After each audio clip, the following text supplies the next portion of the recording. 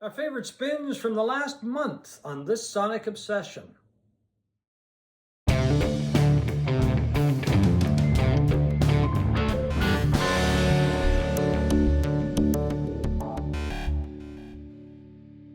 Hi folks, I'm John Whidden. Right over there to my left is Steve McLeod, and welcome to this Sonic Obsession. Today, a couple of our favorite spins from the last month or so, and I will spin it right over to Steve to get us spinning. Yeah, okay. I'm going to do a couple of live albums this month. I've been on a live kick for, well, reasons I will explain. My first one is Songs of a Live World by The Cure.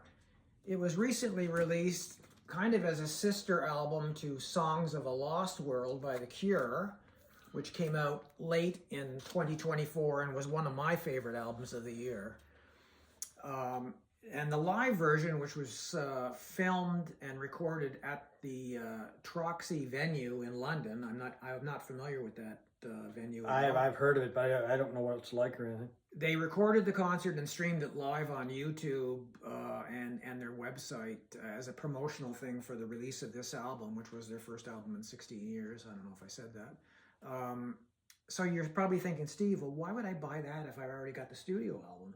And I would say, well, maybe you don't have to buy it, but I think the live version actually sounds better than the studio version, which was criticized highly on the internet by a lot of fans for being really poorly mastered and really dense and compressed and really kind of a slog to listen to because it is so dense and loud that I always play that album with the volume turned down considerably because it's the only way I can really handle the compression that's on that album. But the live version just seems a little more dynamic, or actually a lot more dynamic and a lot less compressed. Robert Smith's vocals, which sound incredible, like he hasn't aged a second, at least vocally. No, I was going to say not vocally. He's still a tough-looking guy. Oh, yeah. As Yeah. he's gotten aged and Yeah. older. What did I describe him as before? He looked like a fishmonger's wife or something. Something like that, yeah. Still hasn't got the hair right, but that's another story. Yeah, anyway, he sounds wonderful, and I just think the live version also has the emotion of a live show.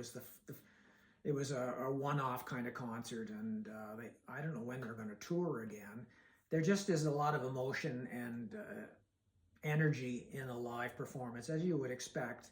And the final song on that album, the end song, it's called, which was my favorite song of 2024, is incredible. It gave me chills the first time I heard the live version. Reeves Gabrels, the guitar player for The Cure, who used to be in the Tin Machine with David Bowie back in the 1980s.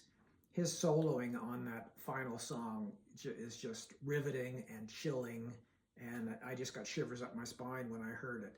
So if you don't have the studio album and you're looking for a better version of the studio album after maybe streaming it or hearing it got tremendous critical praise for the album. Maybe the live album is the way to go. Songs of a Live World by The Cure. Okay, my first choice goes to an album by a Canadian artist, originally from the Ottawa area, I believe. Lives in Toronto now, Menno Versteeg, and it is called Why We Run. And I'm going to show you the jacket. That's a hole, but I'm going to fill that in a minute.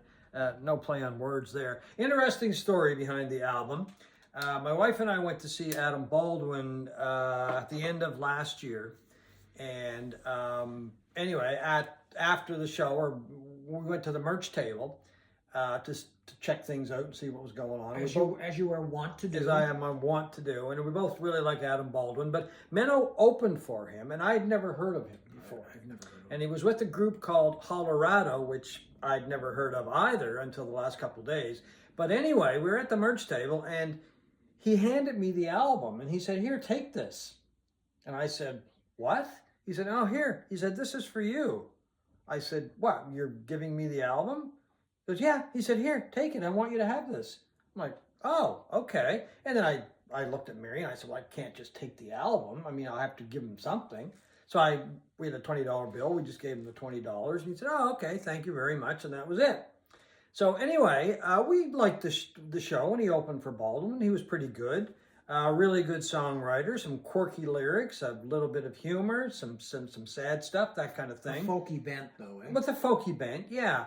But anyway, I've been listening to the album, and I want to show you the jacket because it's really cool. There's the front of it, of course, and there's the back with the lyrics and the credits and that kind of thing. And then there is this that goes inside the sleeve, and that's why you've got the hole in it. Because if you put it, if you put it together, you got a nice little picture in there. You said there'd be no assembly, John. There you go. Then you could do it either way. That's the way I just did it right now. But anyway, I found out that he actually started a record label a few years ago. And this album is on that record label, and it is called Royal Mountain Records. And a really interesting guy, not only as a musician, but when he started the label, and he had some issues with bipolar issues, and I think it was depression. He was dealing with depression and bipolar disorder, so he underwent therapy. And then when he started the label, he also put this fund together for artists on the label of about $1,500 for treatment if they had any kind of issues and they had to go to therapy, right? And I thought that was just amazing that he would do that kind of thing. And the label, some of the artists have included Always, Orville Peck. You've heard of Orville Peck. I've heard of Always. And I've heard of Pup, too. Yeah, Pup. I'm not sure if they're all still on the label. I don't think so, but initially they were. Anyway, I just thought that was really cool that he would do that and set this up. And he got invited to different panels, I guess international panels, to talk about this thing that he'd set up. But he said there was a lot of back patting and way to go. This was from other record labels at these panels, but then he said little action. And he was a little upset at the fact that some of the labels were celebrating him without following his example. And everyone was like, well, you're doing the right thing. And I was like, well, you should too. But anyway, I just thought it was a very admirable thing for him to do that. I'll just give you a quick idea of what his lyrics are like. One of the songs on the album is called Bad Dog. He ripped up my coach, he pissed in my house, he's bad and I love him still. He's a bad dog, a real bad dog. He's the worst dog I've ever seen, but I love him still. I love him still, and that's all a bad dog needs. Then there's another song called A Light On In You. There's a way that you smile when you're standing in the rain. There's a light on. There's a light on. In you, there's a light. Oh, there's still a light on in you. So, I mean, the thing is, he's quite varied, I guess, in his... He's got a sense of humor. He's got a sense of humor, but he's also got, I think, a real good heart, not only with the lyrics, but also with the fact that he set up that fund. And live, he was really good. He was very enjoyable. As I said, neither one of us had heard tell of him, but we were very entertained until, Adam Baldwin came on the stage. I do want to also mention that his wife is an actress, and she's on Schitt's Creek, a show I haven't really watched much of. Have you? Yeah. Oh, okay. And her name is Annie Murphy. And okay. And That's Annie Murphy's husband? Yeah. So they actually wrote a song together with Nick Boyd, who was in Colorado. And it was called, I got to check this, A Little Bit Alexis. And that was in a season 5 episode. Yeah, it's very funny. Oh, okay. Of Schitt's Creek. Yeah. So anyway, the guy's multi-talented. That's very much in evidence when you're listening to the album and the Schitt's Creek song, of course, and the fact that he set up that I wonder if he's related at all to Chris Versteeg, who was a hockey player, played for the Chicago Blackhawks when they won the Stanley Cup, the Leafs. Now, Florida. I don't know. Maybe he is. If somebody knows, maybe they can add something. I also want to mention on this album, when I was listening to it, and I'll show it to you once again, make sure it's Why We Run. I was listening to it, and there was some really good fiddle playing on it. And I said, I wonder, because when I say I wonder, I was thinking, I wonder if he's got Kendall Carson on that album, because she is a fantastic violin fiddle player who's played with, I've seen her with Adam Baldwin a couple times. She's mesmerizing to watch, but just brings the house down with her playing and singing. She sings and plays fiddle on the album, this album as well. And she also plays with Alan Doyle. And I'm one of those guys that I check credits every once in a while to see if I recognize certain names and that kind of thing. So anyway, when I checked the credits, I said, okay, I was right. So she was playing, or she did play on this album. There's someone to keep an eye out for. Her name was Kendall Carson. Originally, I think, from Alberta, grew up in BC, and I'm not really quite sure where she lives now. So anyway, a lot of talent on that album, and just a great guy. And a big heart. And a very big heart. Menno Versteeg, and it is called Why We Run. Okay, my second live album of the month is Home Invasion by Steven Wilson, a guy I speak a lot about and a guy whose music I enjoy immensely. This is a 2018 release of a 2.5-hour show he did at the Royal Albert Hall in London, and it was an album that I played a lot when it first came out. This is the Blu-ray audio edition. And I got back into it this month because my wife and I are going to see Steven Wilson in London in So you're May. just priming yourself up for Steve. And Steve and Steve. Steve Okay. and Steve show. All right. And we're in the second row of the Palladium in London. And Good seats. Good seats. I have to bring my earplugs because he can be loud. And anyway, I've been listening to this a lot, and you know, the wonderful thing about Steven Wilson, he is surrounded by the absolute best musicians.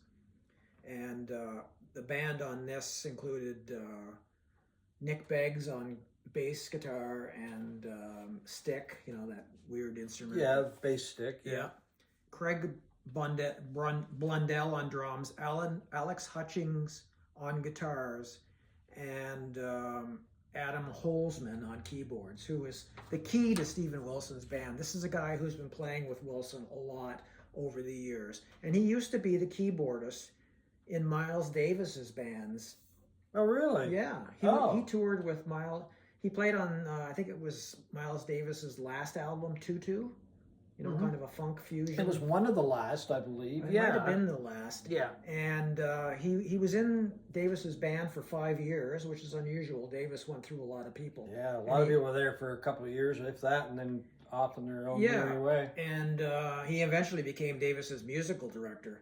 So he's an incredible keyboard player, and he adds so much to the sound of Steven Wilson. He has a Moog synthesizer solo on a song called Regret Number 9 on this live album. It's from Hand Cannot Erase, one of Steven Wilson's best solo albums. And it is brain melting. It is just such a fantastic solo. Oh, okay. He's an incredible player. And here's a fun fact. His father, he is the son of Zach. Is it Zach? You mean the keyboard player? Yeah, Adam Holzman is the son of Elektra Records founder Jack Holzman, isn't it? Well, it's spelled J-A-C, so I don't know if it's... Okay, I always thought it was Jack. Well, it probably is Jack Holzman. Well, that's interesting. Yeah, and anyway, this is an incredible album that covers, you know, the entirety of Steven Wilson's solo career, as well as a lot of songs from Porcupine Tree, which was the band that he was the centerpiece of. So next week, I guess, Wilson has another album coming out. He's got a new album. So you're going to get that and prime yourself even more. Yeah, his new album, The Overview, which is 2 songs long. It's apparently just an incredible prog epic. Oh, okay. And it's just 2 songs, one side on each. Prog Heaven, I guess. On each, Prog Heaven.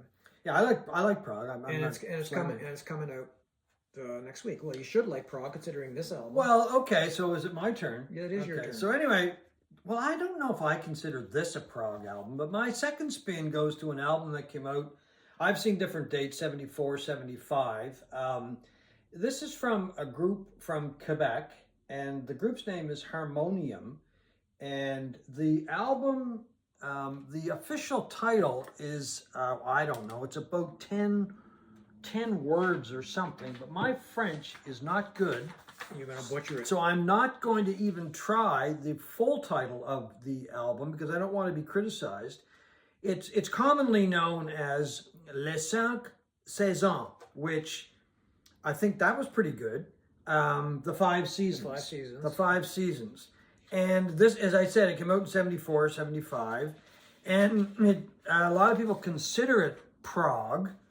And it is just a beautiful jacket. There's the front. And, well, it actually opens up. It's a gatefold, yeah. So I'll hold it this way. I don't know if you can see it or not, but watch your head. Yep. You know, hit those little bunny rabbits. And then on the inside, it's quite nice as well.